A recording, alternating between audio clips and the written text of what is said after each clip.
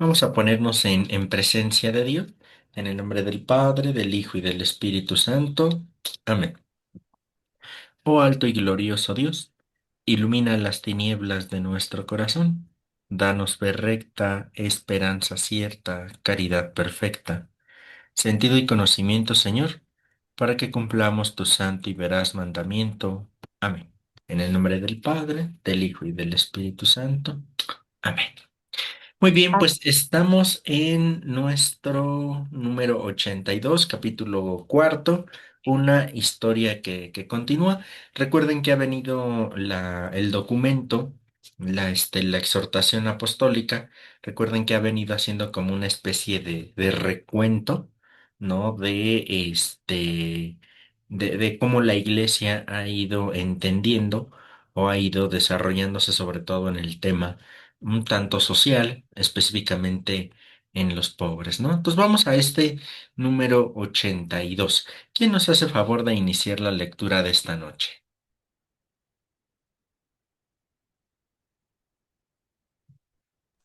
¿Quién se anima? Yo, hermanito, Adelante, por favor. sí. Capítulo cuarto. Una historia que continúa.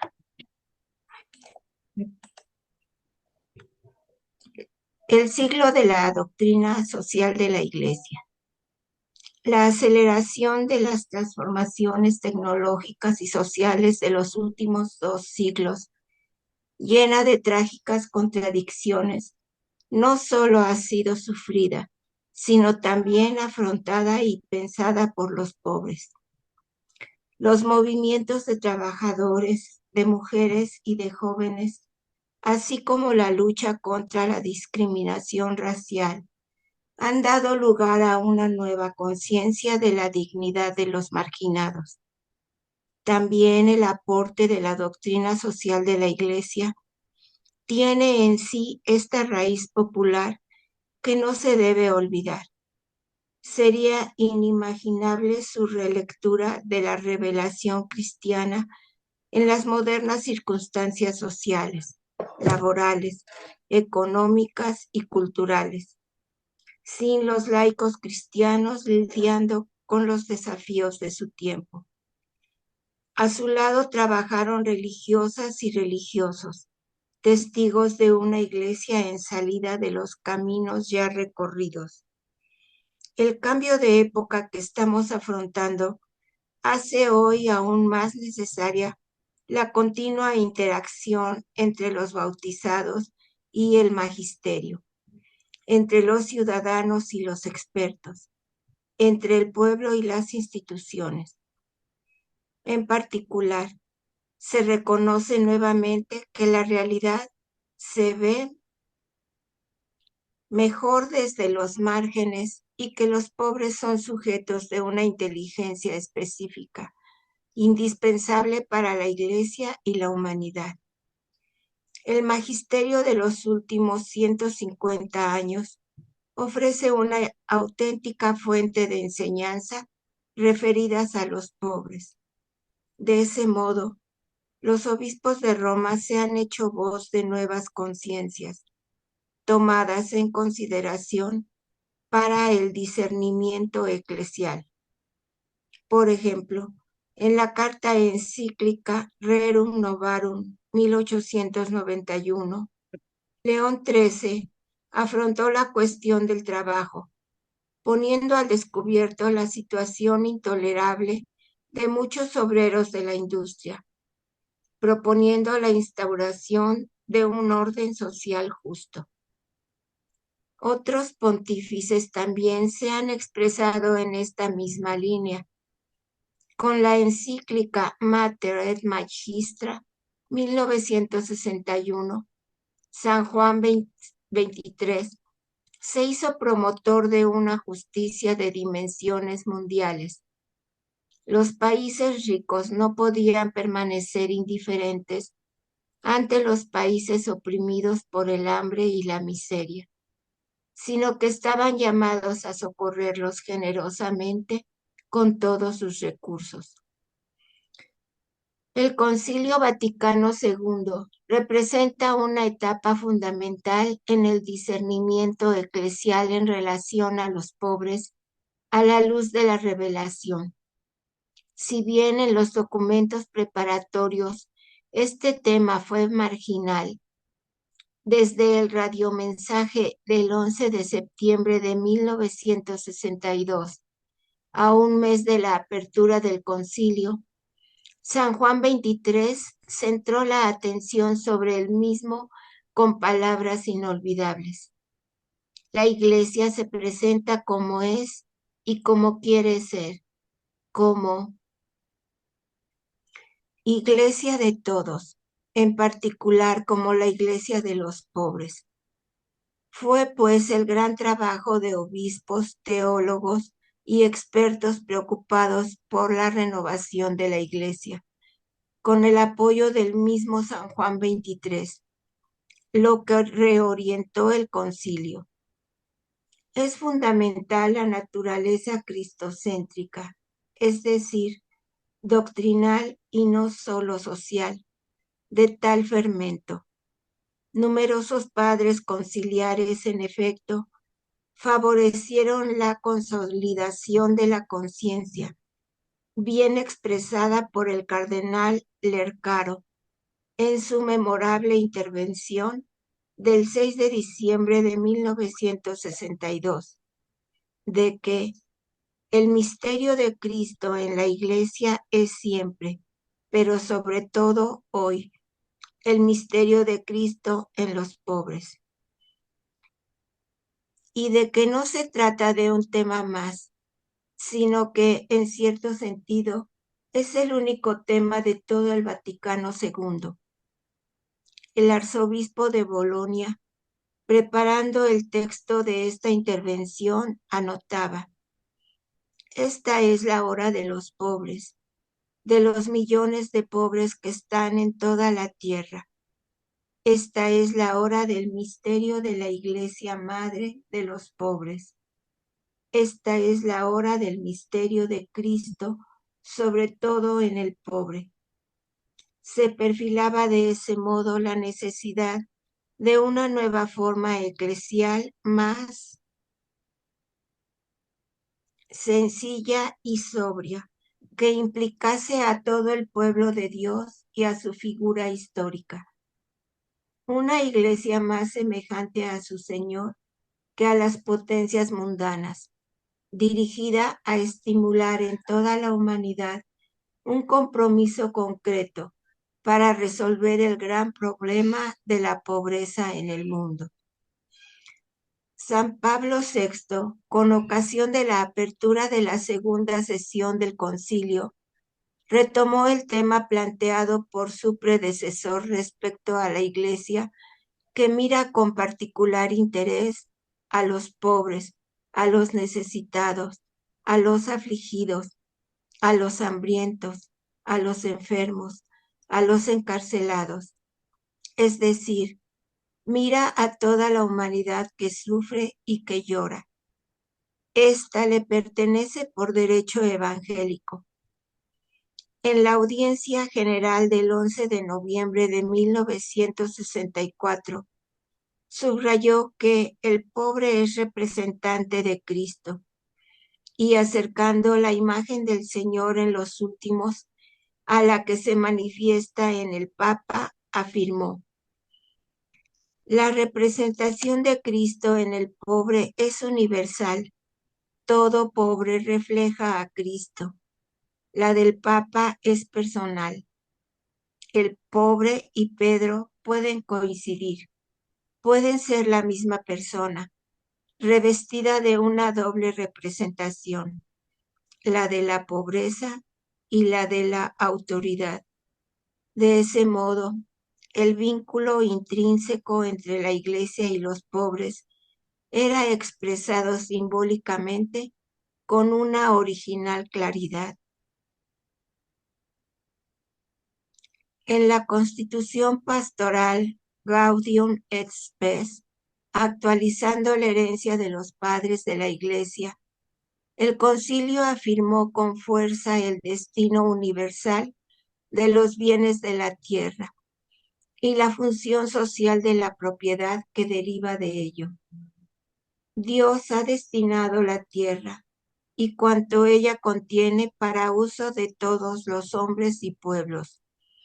En consecuencia, los bienes creados deben llegar a todos. Por tanto, el hombre, al usarlos, no debe tener las cosas exteriores que legítimamente posee como exclusivamente suyas, sino también como comunes, en el sentido de que no le aprovechen a él solamente, sino también a los demás. Por lo demás, el derecho a poseer una parte de bienes suficiente para sí mismos y para sus familias es un derecho que a todos corresponde.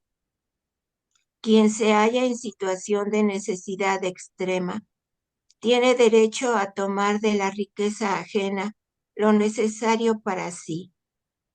La misma propiedad privada tiene también, por su misma naturaleza, una índole social, cuyo fundamento reside en el destino común de los bienes.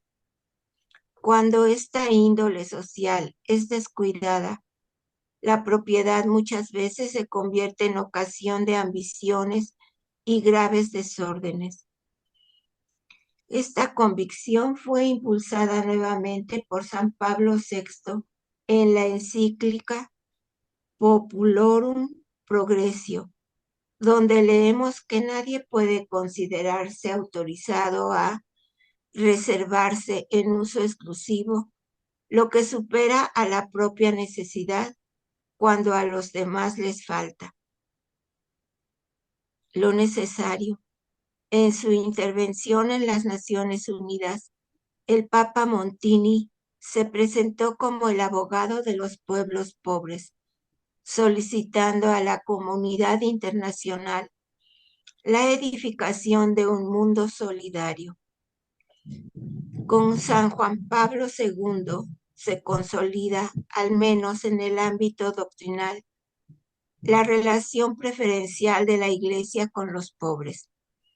Su magisterio ha reconocido, en efecto, que la opción por los pobres es una forma especial de primacía en el ejercicio de la caridad cristiana, de la cual da testimonio toda la tradición de la Iglesia.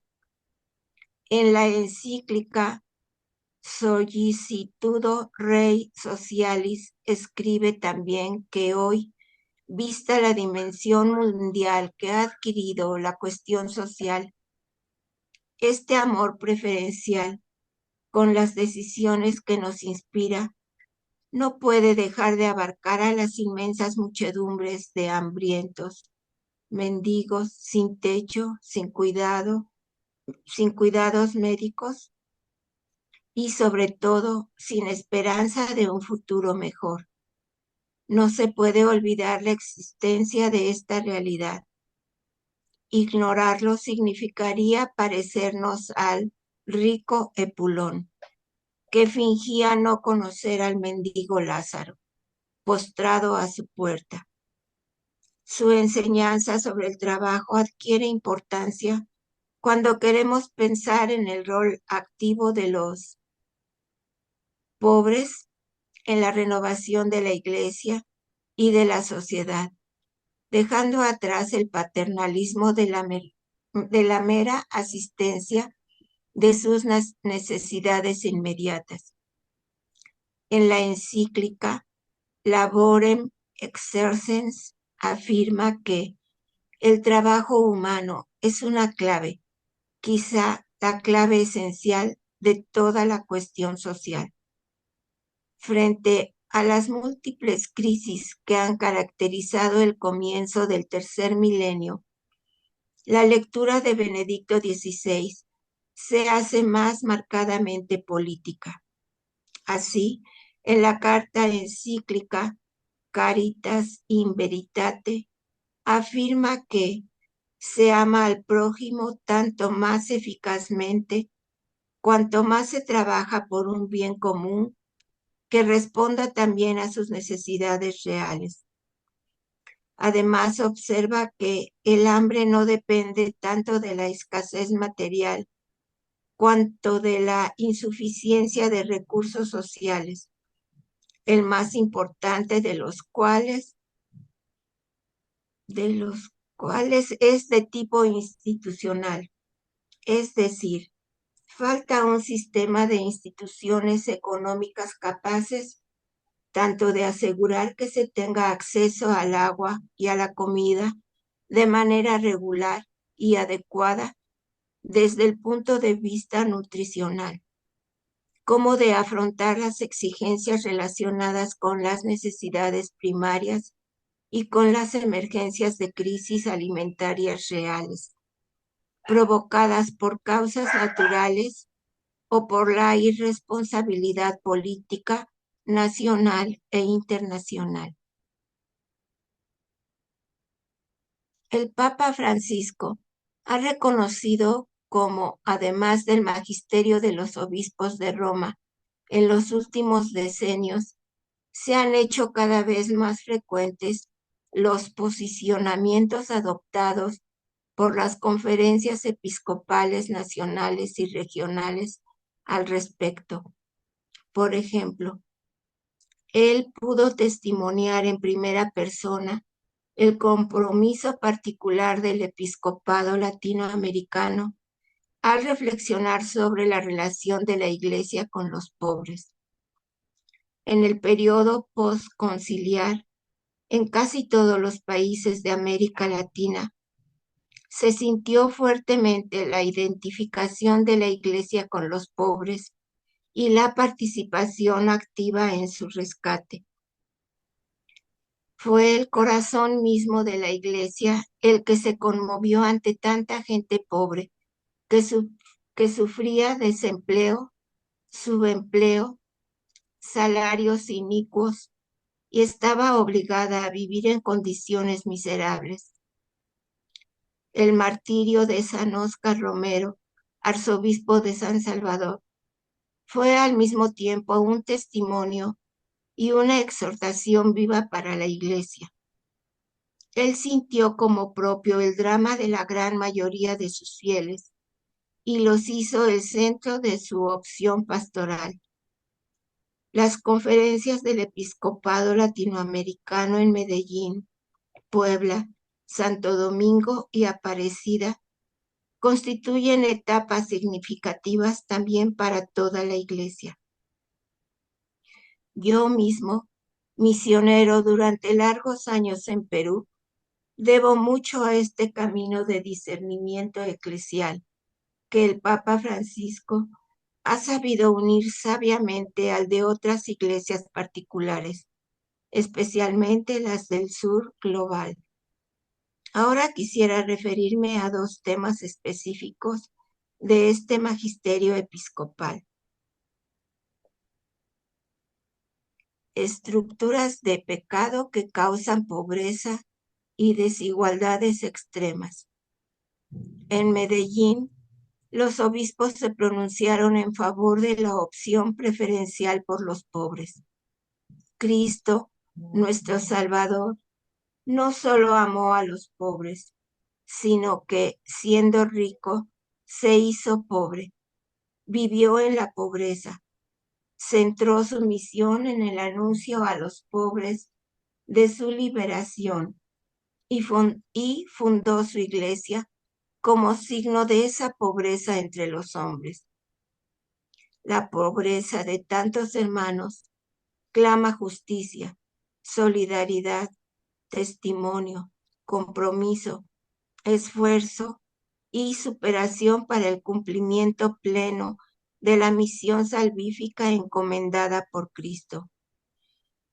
Los obispos afirmaron con fuerza que la Iglesia, para ser plenamente fiel a su vocación, no solo debe compartir la condición de los pobres, sino también ponerse de su lado, comprometiéndose diligentemente en su promoción integral.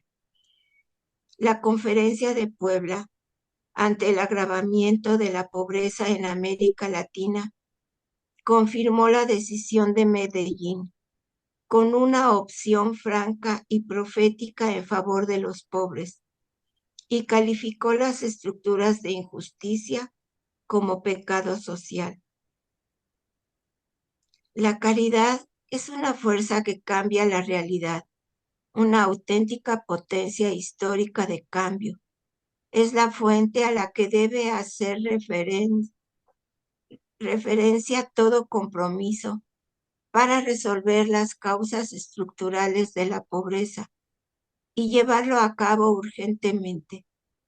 Hago votos, por lo tanto, para que crezca el número de políticos capaces de entrar en un auténtico diálogo que se oriente eficazmente a sanar las raíces profundas y no la apariencia de los males de nuestro mundo, porque se trata de escuchar el clamor de pueblos enteros, de los pueblos más pobres de la tierra.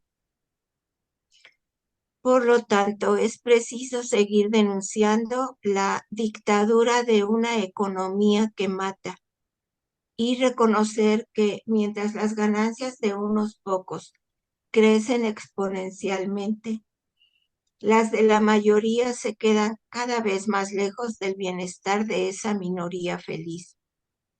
Este desequilibrio proviene de ideologías que defienden la autonomía absoluta de los mercados y la especulación financiera. De ahí que nieguen el derecho de control de los estados, encargados de velar por el bien común. Se instaura una nueva tiranía invisible, a veces virtual, que impone de forma unilateral e implacable sus leyes y sus reglas, aunque no faltan diferentes teorías que intentan justificar el estado actual de las cosas o explicar que la racionalidad económica nos exige que esperemos a que las fuerzas invisibles del mercado resuelvan todo. La dignidad de cada persona humana debe ser respetada ahora, no mañana, y la situación de miseria de muchas personas a quienes esta dignidad se niega debe ser una llamada constante para nuestra conciencia.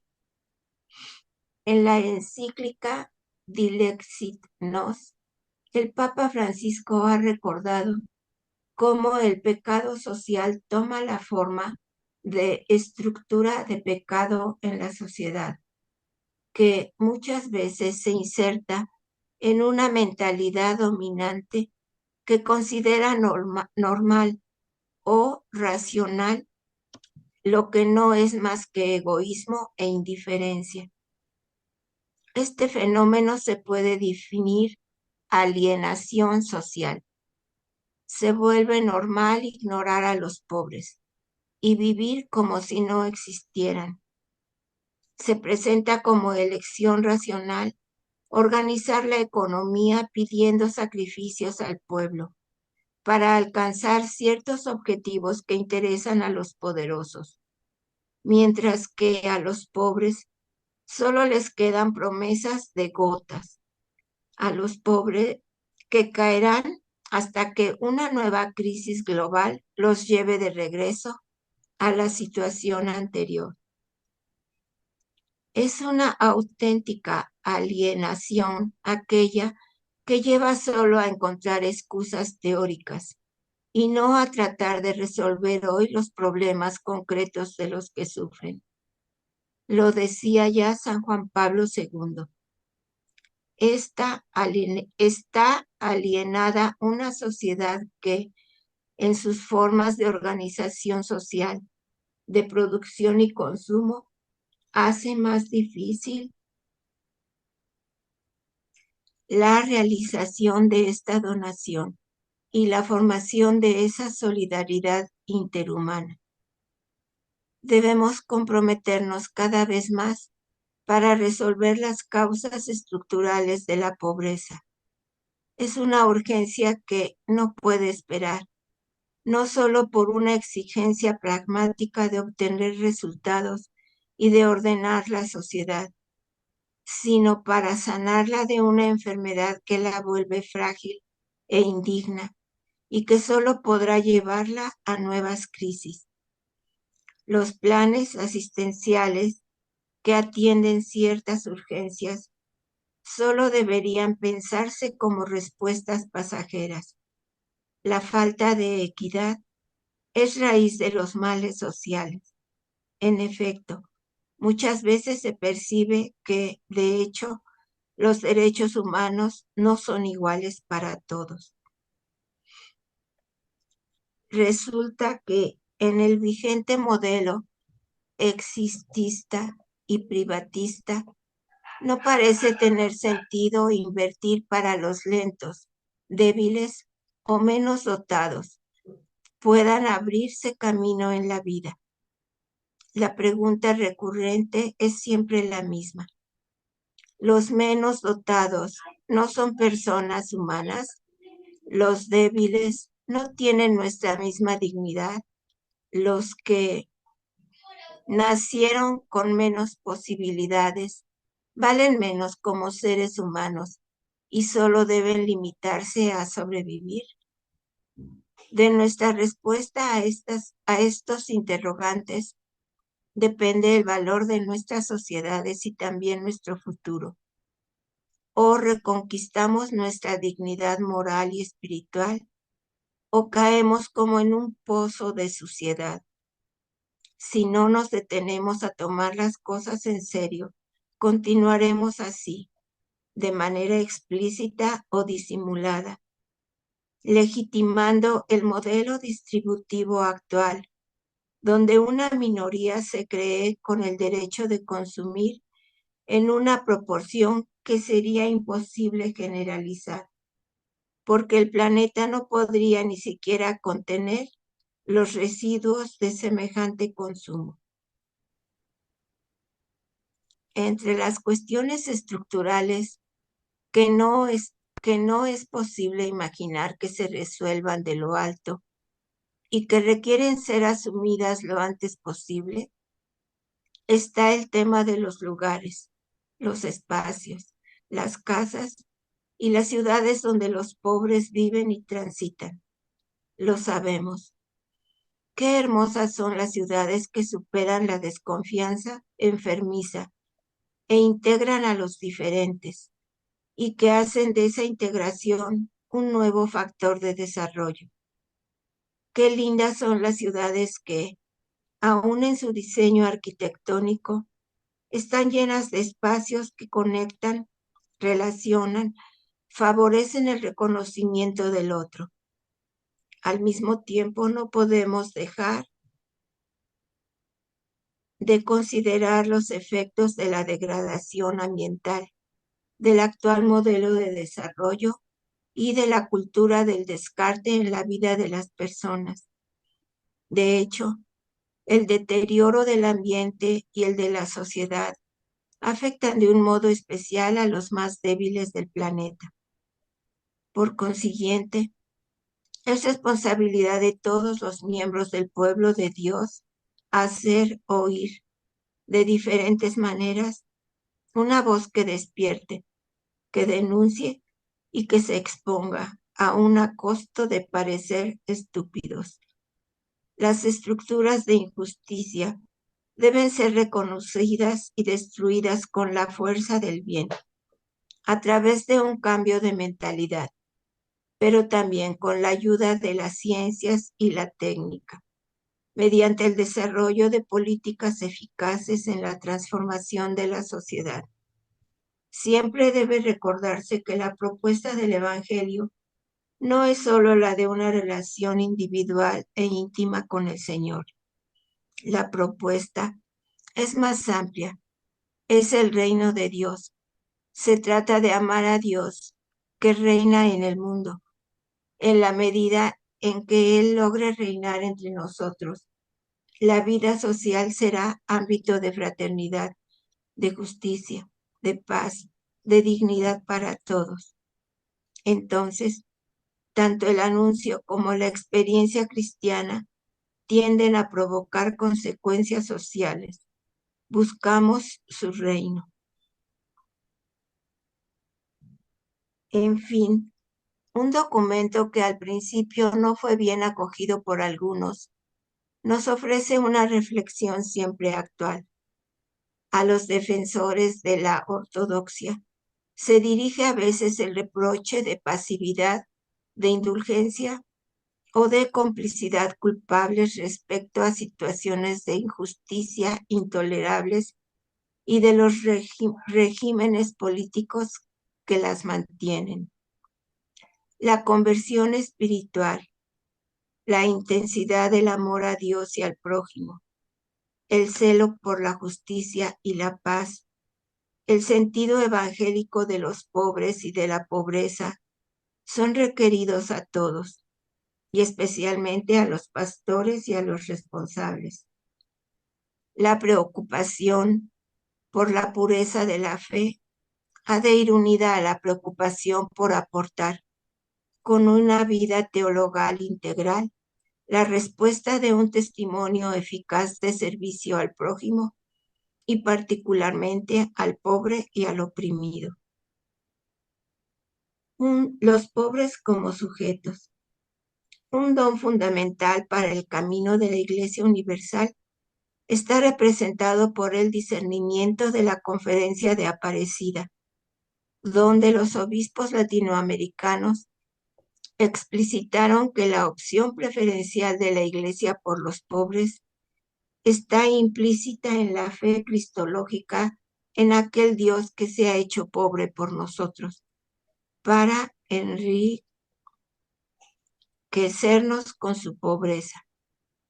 En el documento se contextualiza la misión en la actual situación del mundo globalizado, con sus nuevos y dramáticos desequilibrios, y los obispos en el mensaje final escriben: las agudas diferencias entre ricos y pobres nos invitan a trabajar con mayor empeño en ser discípulos que saben compartir la mesa de la vida, mesa de todos los hijos e hijas del Padre, mesa abierta, incluyente, en la que no falte nadie. Por eso reafirmamos nuestra opción preferencial y evangélica por los pobres. Al mismo tiempo, el documento, profundizando un tema ya presente en las conferencias precedentes del Episcopado de América Latina, insiste en la necesidad de considerar a las comunidades marginadas como sujetos capaces de crear su propia cultura, más que como objetos de beneficencia. Esto implica que dichas comunidades tienen el derecho de vivir el Evangelio, de celebrar y comunicar la fe según los valores presentes en su cultura. La experiencia de la pobreza les da la capacidad para reconocer aspectos de la realidad que otros no son capaces de ver. Y por esta razón, la sociedad necesita escucharlos. Lo mismo vale para la Iglesia, que debe valorizar positivamente la manera popular que ellos tienen de vivir la fe. Un hermoso texto del documento final de Aparecida nos ayuda a reflexionar sobre este punto para encontrar la actitud correcta. Solo la cercanía que nos hace amigos nos permite apreciar profundamente los valores de los pobres de hoy, sus legítimos anhelos y su modo propio de vivir la fe. Día a día, los pobres se hacen sujetos de la evangelización y de la promoción humana integral. Educan a sus hijos en la fe, viven una constante solidaridad entre parientes y vecinos, buscan constantemente a Dios y dan vida al peregrinar de la Iglesia. A la luz del Evangelio, Reconocemos su inmensa dignidad y su valor sagrado a los ojos de Cristo, pobre como ellos y excluido entre ellos. Desde esta experiencia creyente, compartiremos con ellos la defensa de sus derechos. Todo esto comporta la presencia de un aspecto en la opción por los pobres que debemos recordar constantemente. Esta opción, en efecto, exige de nuestra parte una atención puesta en el otro. Esta atención amante es el inicio de una verdadera preocupación por su persona,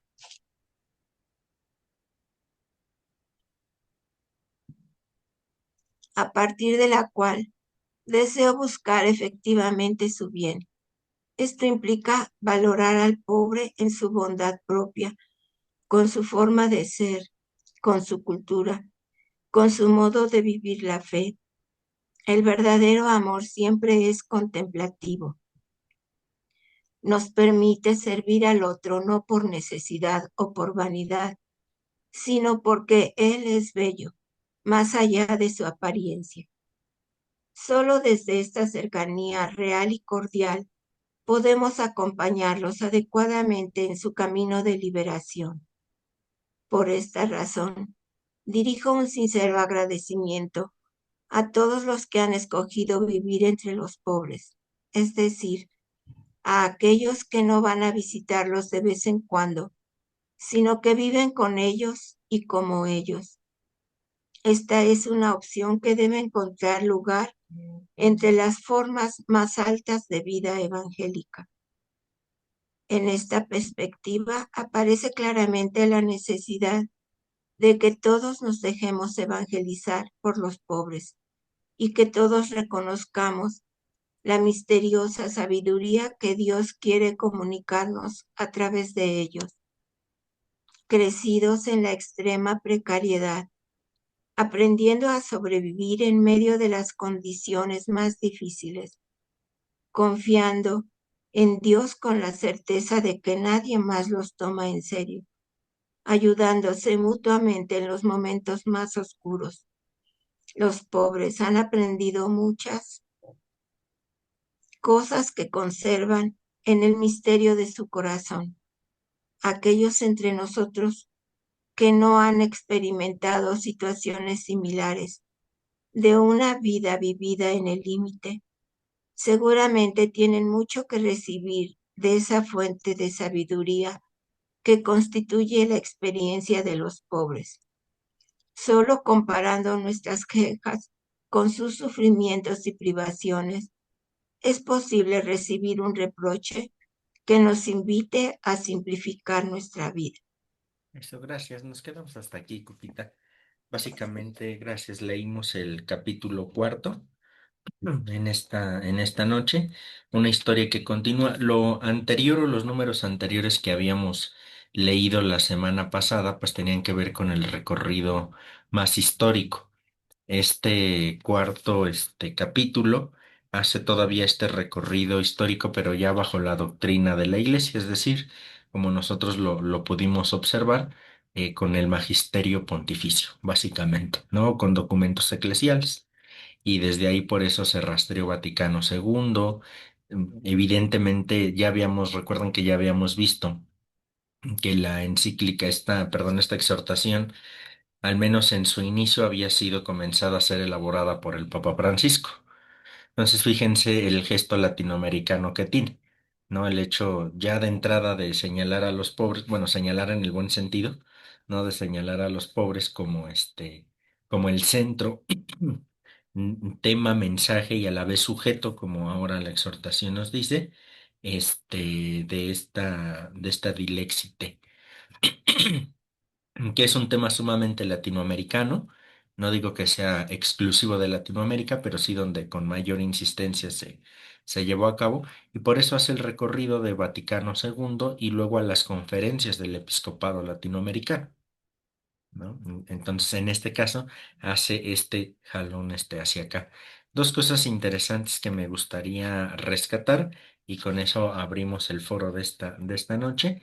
Una de estas estructuras de pecado o estructuras que originan la pobreza, que es algo que, si bien ya había sido señalado a nivel universal por parte de la Iglesia, en Latinoamérica, en las conferencias episcopales, es en donde se va a hacer más patente.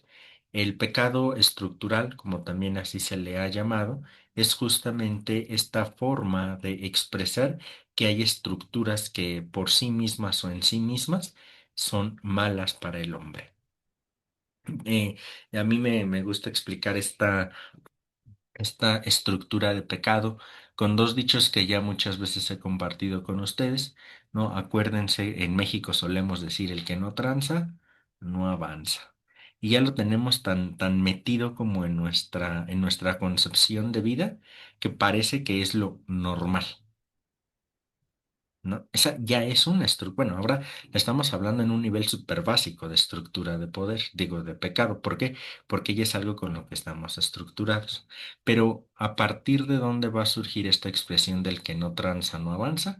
Que ante cualquier trámite que hay que hacer, frente a cualquier o muchas realidades de la vida, que simplemente se hacen cansadas tantas cosas, hay que aflojar una mordidita, como se suele decir para que la cosa salga más rápido.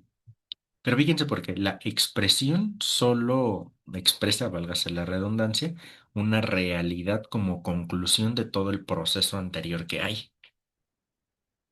¿Me explico? Es decir, no solamente es el que tranza, no avanza y ya se acabó, sino lo que todo eso implica como estructura previa. Porque eso implica que pensamos en algún trámite, ¿no? Que el trámite que se quiere realizar no va a salir, sino hasta que haces que se mueva por medio de la famosa mordidita. Y eso ya es una estructura de poder. ¿Por qué? Porque sean las personas que estén al frente, va a surgir esto. Piensen, por ejemplo, en la misma política, independientemente el partido, ¿no? Independientemente el partido. Pero piensen en la política. ¿No? Esta difícilmente se ve modificada o cambiada. ¿Por qué? Porque la política como estructura ya está dada, sobre todo en México, ¿no? Ya está dada estas estructuras. Y que si podemos decir, unos robaron más, unos robaron menos, pues ya, bueno, ya también es cosa de interpretaciones y demás, lo que ustedes quieran. Unos ayudaron más, otros ayudaron menos, bueno, ya son temas que podemos ahí ir debatiendo. ¿No? Pero que en realidad la misma estructura lo va teniendo. Y el otro tema que me gustaría resaltar aquí es la pobreza de alguna manera está relacionada de manera directa o indirecta también con la realidad del trabajo, ¿no? Me parece que también ahí está el punto. El trabajo que sabemos a veces no es tan fácil conseguir. ¿No? Y mucho menos un trabajo bien remunerado, a veces es complicadísimo, ¿no? Y nuevamente regresar a esto. ¿Quiénes son quienes van obteniendo sobre todo estos trabajos? Pues quienes tienen de alguna manera alguien que les pueda ayudar a llegar a ese lugar. Que en principio pues no estaría mal. El problema es cuando todo se puede lograr en la vida solo gracias a esas que llamamos también palancas, porque la situación no debería ser así. ¿Me explico? Entonces, esto que también ya había yo comentado un poco, ¿no? Los que vienen del sur del continente, que ya muchos de ellos, bueno, tienen el sueño americano, ¿no? Pero que muchos ya se quedaron en México, al menos ya un tiempo prolongado. Y esto va complicando también al mismo país, ¿no? No se me entienda que estoy en contra de esto, solo digo lo que acontece, ¿no? ¿Por qué? Porque ahora, si al mexicano, por decir algo, se le querían pagar 50 pesos la hora y el mexicano ya no quiere, los extranjeros lo hacen hasta por 20 30 pesos. ¿No? Entonces, eso también va complicando la situación. Entonces, son formas que también tenemos que entender que se tienen que ir regulando, ¿no? De alguna manera. Pero que bueno, ahí hay situaciones que se van quedando, pero que sí, en realidad el trabajo también se va presentando como complicado, ¿no? Estos dos elementos que quisiera yo resaltar. Y a partir de aquí abrimos el foro. ¿Algún comentario? ¿Cómo ven esto que acabamos de leer ahora? Iván, Sí. am, Iván, esta situación de la pobreza desde hace, pues, desde unos años, y yo soy de Toluca, viví en Toluca, me vine a Huetamo y pues empezamos a trabajar, empezamos desde abajo y luchando al día y fuimos creciendo, pero al mismo tiempo, a la par que íbamos nosotros creciendo, veía cómo por un lado estaba nuestro trabajo, lo que íbamos alcanzando, pero por el otro lado estaba la población, pues que son dos cosas. No tienen las fuentes necesarias para salir de esa pobreza y después entran en un conformismo que los lleva, que los va hundiendo cada vez más. Y pues esto, pues Huetamo es un punto mínimo, es una cosa pues que no se ven. El mundo de cuántos huetamos está formado, de cuántos. Esto, la verdad, yo no sé si es una utopía, es una utopía esto de acabar con la pobreza o es pesimismo mío, yo lo veo de esa manera.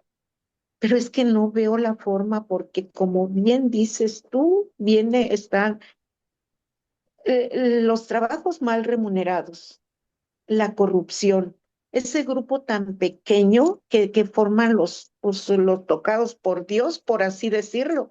Y es una manera de hablar porque Dios no toca a ese grupo de personas.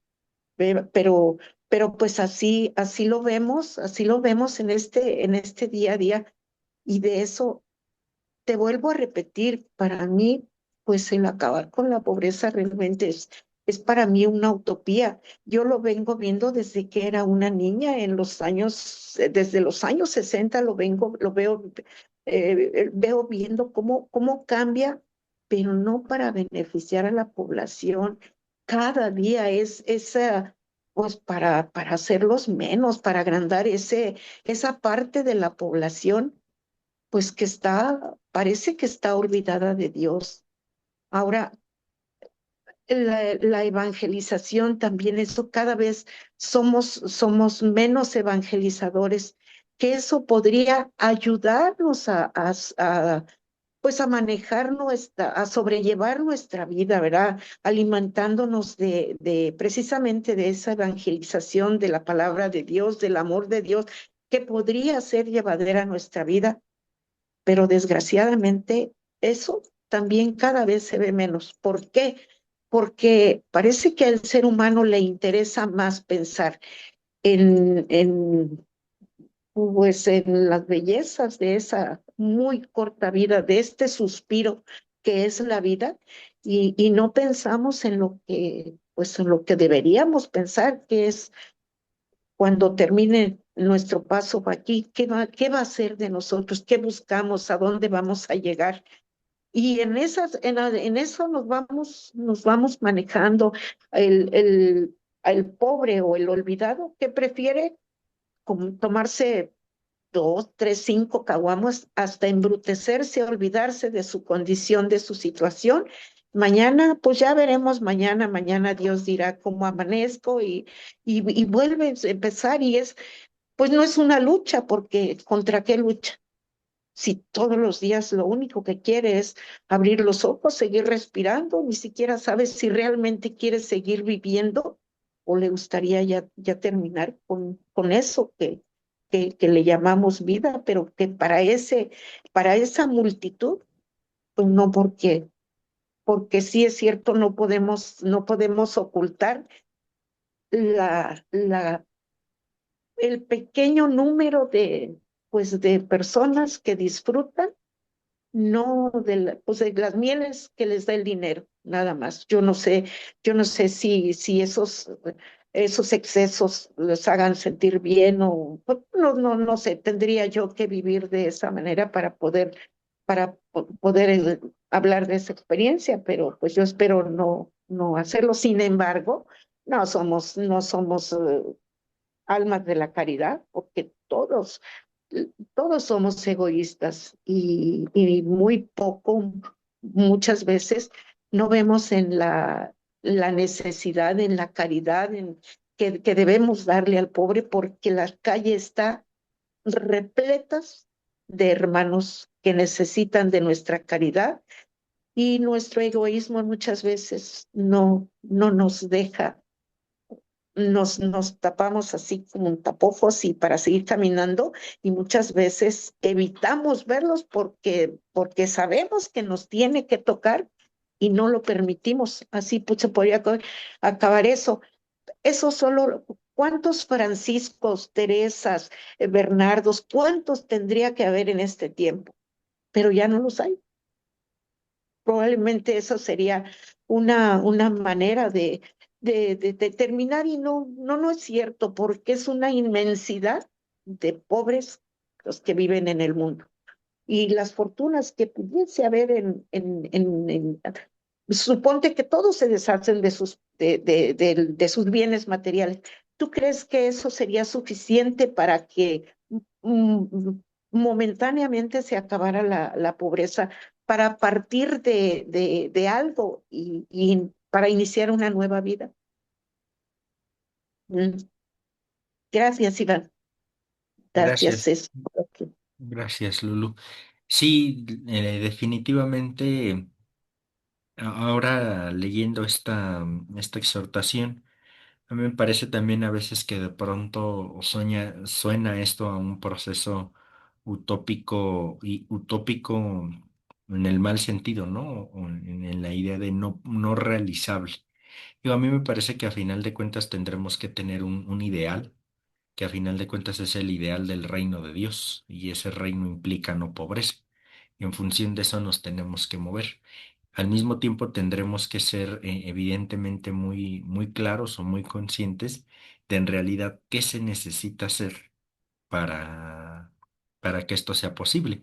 Porque regresando a este ejemplo de la misma estructura de pecado y de la política, ¿no? Incluso que se nos presente un político honesto hasta causa gracia en México, ¿no?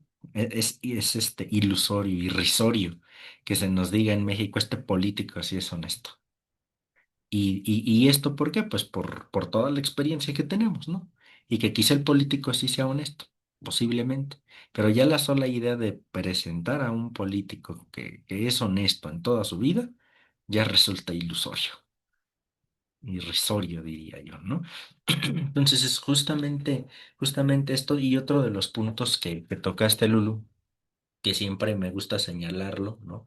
Acuérdense, si bien el pobre tiene que estar como sujeto de evangelización y todo esto, pero acuérdense, tú bien lo dijiste, ¿no, Lulu? Estos que ya se han acomodado en este estilo de vida, es muy difícil, ¿no? Muy difícil también.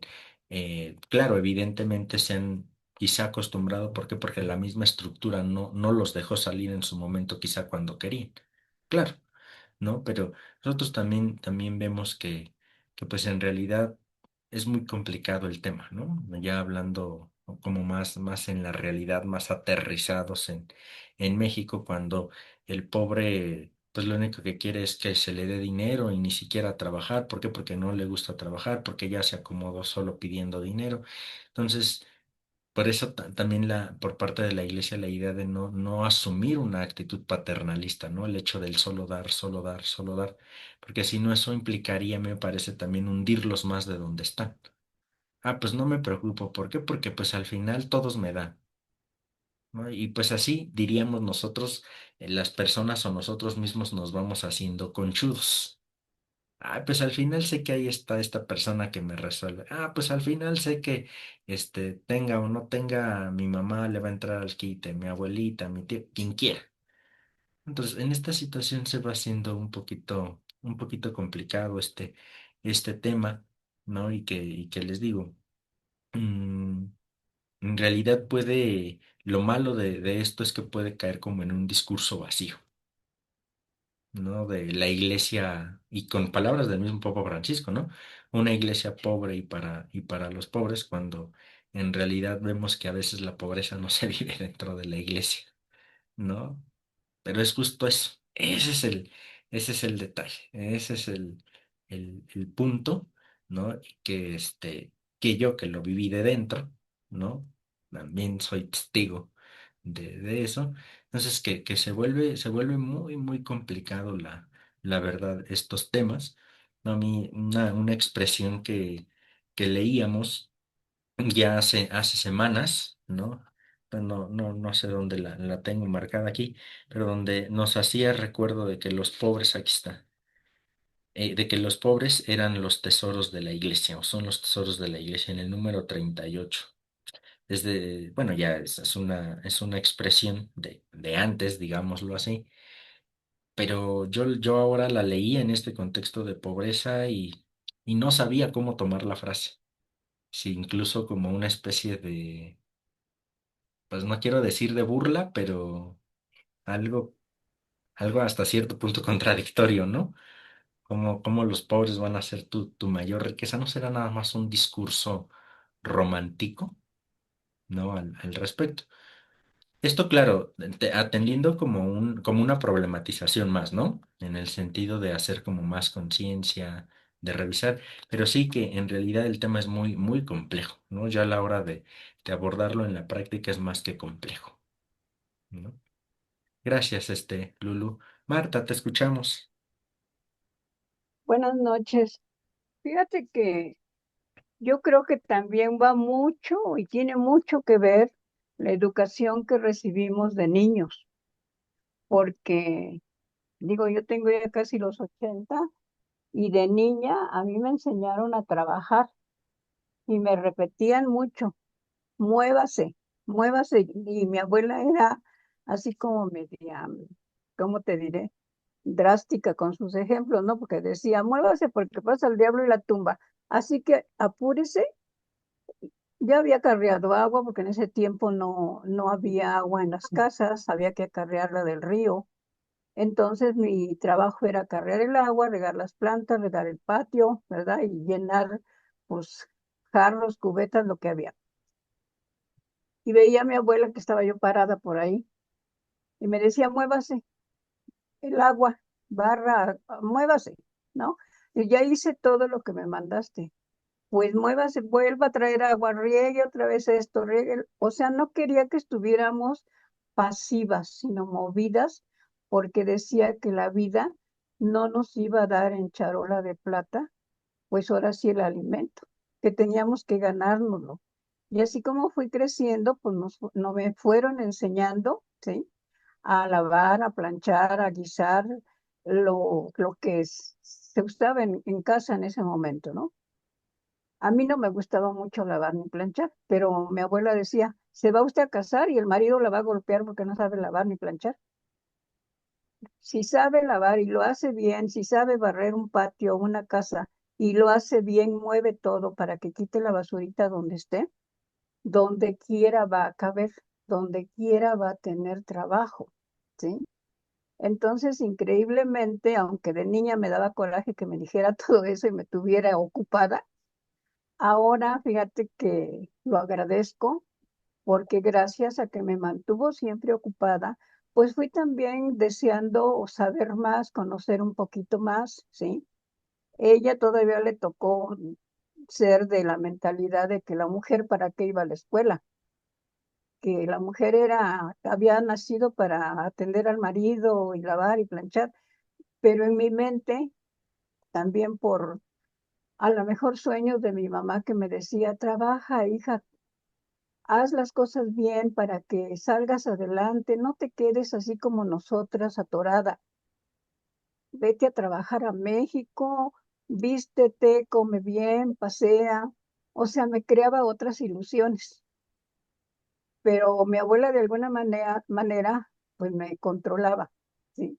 Para que yo fuera a la escuela, a la primaria en el pueblo, le pegó a mi mamá y me pegó a mí por tener esos deseos de estudiar. Sí. Finalmente, bueno, me salí con la mía, fui a la escuela, Después me vine a la ciudad, aquí hice la primaria, la secundaria, aquí hice la secundaria y la preparatoria, ¿sí? Y gracias a Dios, pues entré a trabajar a gobierno, ¿sí? En ese tiempo, bendito Dios que nos daban oportunidad, pues a la gente de los pueblos. Y si sabías trabajar, pues entonces todo mundo te ocupaba, todo mundo te jalaba para donde estuviera, ¿sí? O sea, sí tiene que ver mucho la educación, que te enseñen a trabajar y hacerlo bien hecho, ¿sí?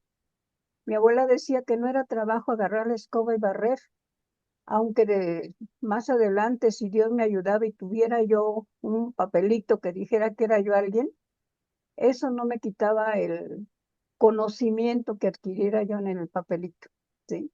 Y hoy en día, desafortunadamente, nuestros nietos, hijos, porque ya tienen un papelito, ya no quieren barrer el patio, ya no quieren lavar los trastes, ya no quieren hacerlo sencillo y si están en una oficina, ya no quieren servir un cafecito porque ellos no estudiaron para servir café. Entonces se va degradando también el ser humano por flojo, ¿sí? Y esa es una educación que desde la casa nos deben enseñar. Yo así lo he visto, gracias a Dios no me quedé atorada, ¿verdad? Trabajé mis 30 años, fui ascendiendo poco a poco y bueno, llegué a ser secretaria de subsecretario, de directores, ¿sí? Y entré barriendo, entré sacando copias, pero fui ascendiendo porque andaba yo movida y cuanto curso había, me las ingeniaba para ir a tomar el curso y así fui ascendiendo.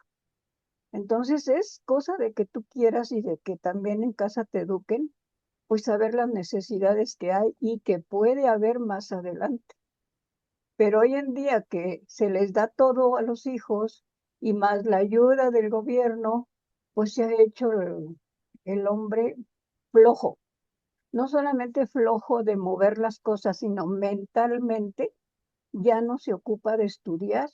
Está esperanzado a que le den la ayuda y si presenta los exámenes porque estén, no sé, en la preparatoria, en la universidad, pues ya todo se lo da al internet, ya no agarra los libros para leer.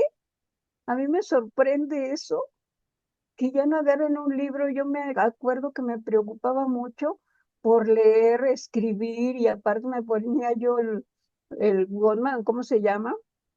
Para ir escuchando y gracias a eso pude pasar mis exámenes de la preparatoria. No solo leía, escuchaba y escribía. Pues todo eso me ayudó a tener más facilidad, pues para salir adelante. Yo creo que Muchas por gracias. ahí anda la cosa, ¿no? Sí, muchas gracias, Marta. Sí, me parece que era lo que les decía, ¿no? El otro punto también un poco complicado de todo esto, ¿no? Bien, gracias. No sé quién sea, pero iPhone, adelante, por favor.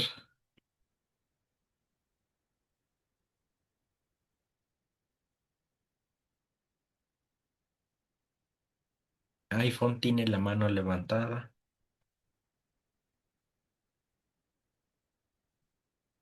Tiene su micrófono apagado. No, no, no escuchamos. Tiene su micrófono apagado.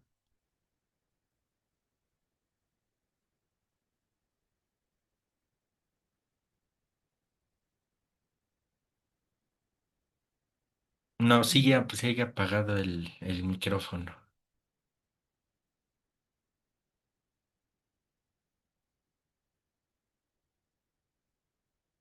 No, creo que no. Hay que activar el micrófono.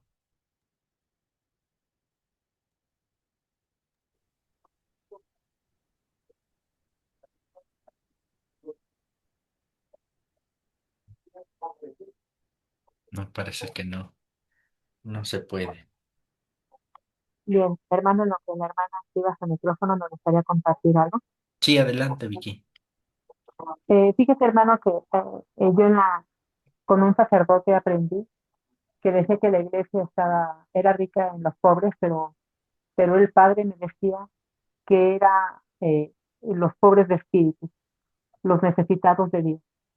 Cuando tú eres un pobre, era que necesitaras siempre del actuar, del necesitar y de ser dirigida por nuestro Señor. Entonces yo así lo entendía, cuando yo sentía esa necesidad de Dios, yo era la pobre de Dios. Pero fíjate, hermano, yo conozco a una persona, ajá, ahorita hablando de, pues de la sociedad que nos ha hecho muchas veces hasta dependientes de estirar la mano y esperar a que nos den. Pues conozco una persona que a sus 63 años siempre espera que le den. Nunca le gustó trabajar. Muchas veces lo vimos y le quisimos ayudar en muchos aspectos para que estudiara, para que trabajara. Es una persona que tiene la adicción del alcohol y pues ni siquiera te llevamos aquí para que salgas adelante. Y hasta la fecha nunca quiso ser ayudada, siempre espera que le den, no le gusta trabajar. Este, podría decirse como un día usted comentó, ¿no? Que se acostumbran a vivir así y es una manera de vivir, ¿no? Una manera de vivir cómoda, esperar que nada más estires la mano y porque tienes cierta cara, pues que ya no puedes encontrar trabajo porque las personas no te lo van a dar con verte la cara, ¿no? Y la otra cara de la moneda es que tengo una persona muy cercana a nosotros, que es un amigo de mi esposo, y la verdad ha pasado por carencias impresionantes, pero el Señor busca la manera de darle a su hija, de darle a su esposo, vive en condiciones terribles, de verdad, de pobreza, pero le lucha día a día, trabajando, haciendo lo que sea de limpieza de tinacos, coloca protectores en la puerta, lo que uno le diga que pintan aquí, que arreglan acá, pero él siempre busca la manera de ganarse dinero de la mejor forma. Entonces, son estas dos caras a donde yo veo que uno estira la mano y sobre todo que tiene una persona que todo le da, le abastece de todo, a modo de que a sus 63 años no mueva la mano. Entonces, hay gente que se acostumbra a malvivir, porque eso no es una manera de vivir, sino de malvivir. Y esta otra persona, ¿verdad? Que yo le tengo muchísima admiración, de que día a día se parte el lomo de verdad. Eh, Perdón por la expresión, pero es así, ¿no? Lucha por tener lo indispensable para su esposa, para su hija. Y fíjese, hermano, tiene cáncer esa persona y cuando le hacen sus quimios, descansa un solo día y vuelve a regresar a trabajar porque dice, tiene que dar de comer a mi esposa y a mi hija. Entonces, son dos caras de la moneda totalmente diferentes. Y la tercera, ¿no? Que es la necesidad de esa pobreza, pero de tener a Dios en nuestras vidas, del que no quiere mover una mano para salir adelante y del que le lucha, ajá, todos los días para ser una persona proactiva y tener lo suficiente. Gracias, hermano. Gracias, Vicky. Sí, les digo que me parece que este tema tiene muchos matices, ¿no? Muchos, muchos, muchos matices. Que evidentemente, vuelvo a decirlo, tendremos que arrancar desde que el reino de Dios implica la no pobreza. Por supuesto que desde ahí tendremos que arrancar, pero que esto implica o que tiene muchos matices al respecto, ¿no? Entonces, me parece que también es una forma de lograr descubrir qué es lo que en cada caso concreto necesitamos hacer, porque recuerden, la iglesia, aunque da perspectivas generales, no da también una fórmula general, ¿no? O sea, que una fórmula que tiene que verse realizada en todos los lugares y en todos los contextos, porque evidentemente cada caso, cada contexto, cada lugar es distinto, ¿no? Y es ahí en donde entra la guía del espíritu que nos tenemos que poner dóciles al respecto, ¿no? En fin, es un tema por demás complicado también que la exhortación de pronto les digo parece hacérnoslo ver como muy sencillo, entre comillas, ¿no? Pero es complejo de tratar tanto en lo teórico como en lo práctico, ya cuando se le hace ciertas preguntas a estas temáticas, como que ya tan bonito no suena el asunto, ¿no? Pero es parte de esta forma de, en nuestro contexto, en nuestro momento y en nuestro tiempo, ir viendo cómo también salir al frente en esta situación, ¿no? Muy bien, vamos a ir dejando nuestro club hasta aquí.